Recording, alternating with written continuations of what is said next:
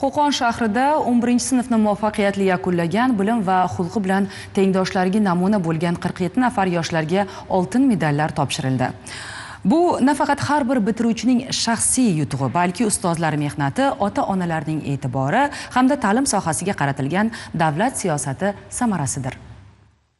Bilimga tashna o'quvchi yoshlar va bu o'quvchilarimizni bugun Qo'qon shahrida ilm, mehnat va intilishga asoslangan ulkan yutuqlarning guvohi bo'lmoqdamiz. Chunki Qo'qon shahrida 47 nafar bilimli va iqtidorli bitiruvchilarimiz 11-sinfni muvaffaqiyatli tamomlab, oltin medal bilan taqdirlanmoqda. Albatta, bu nafaqat ularning shaxsiy yutug'i, balki ustozlarning sabr-toqati, ota-onalarning fidokorona mehnati va jamiyatimizning ta'limga bo'lgan e'tiborining yorqin natijasidir. Davlatimiz rahbarining sa'y-harakatlari bilan farzandlarimizning baxti iqboli, yorug' nurli kelajagi uchun barcha sharoitlar yaratib berilmoqda. Bitiruvchilarga oltin medallar hamda tashakkurnomalar tantanali ravishda topshirildi. Ota-onalar farzandlarining muvaffaqiyatidan behad mamnun ekanliklarini bildirishdi. Mana shu farzandimizdan kelajagimiz katta. Mana shunaqangi yangi O'zbekistonda yashaganimizdan, yoshlarimizga shunaqangi sharoitlarda yaratib berishgan davlatimiz rahbari Shavkat Miromonovichga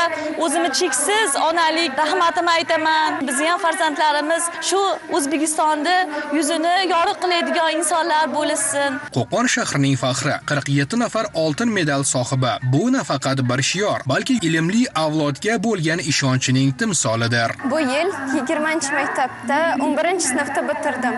Birinchi o'rinda men ota-onamga rahmat demoqchiman. Keyin o'qituvchilarimga, direktorimizga rahmat. Bu oltin medal olganimga juda ham xursandman. Albatta, ushbu berilgan medal endilikda yoshlarda nafaqat mas'uliyat, balki kelajakka bo'lgan ishonch tuyg'usini oshishiga ham xizmat qiladi desak mubolag'a bo'lmaydi. Elyor Ahmedov, Zamon informatsion dasturi uchun Farg'onadan.